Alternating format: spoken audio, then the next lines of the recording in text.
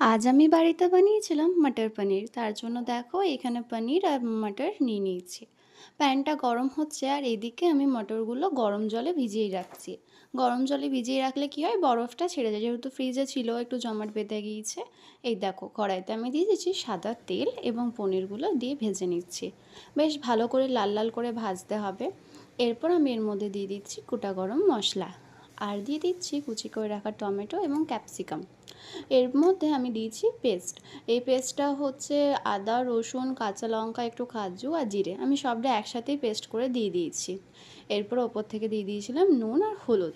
ব্যাস, এবার আমি এটাকে বেশ ভালো করে নাড়াচাড়া করে নেব। নুন হলুদ ছাড়া আমি এর মধ্যে কিন্তু আর বাটার পানির মশলাটা অ্যাড করেছিলাম। তো এবার আমি এটাকে বেশ ভালো করে নাড়াচাড়া করে নিচ্ছি যতক্ষণ না তেল ছেড়ে আসছে। এরপর আমি এর মধ্যে দিয়ে দিচ্ছি ভেজে রাখা পনিরগুলো। ভেজে রাখা পনিরগুলো দেওয়ার পর আমি এর মধ্যে দিয়ে দিচ্ছি গরম জল। গরম জল দিলে রান্নার টেস্টটা আরও ভালো হয়, তার জন্য এর মধ্যে দিয়ে দিচ্ছি গরম জল। গরম জল দেওয়ার পর আমি কিছুক্ষণ ফুটিয়ে নেব এবং এর মধ্যে দিয়েছি আমি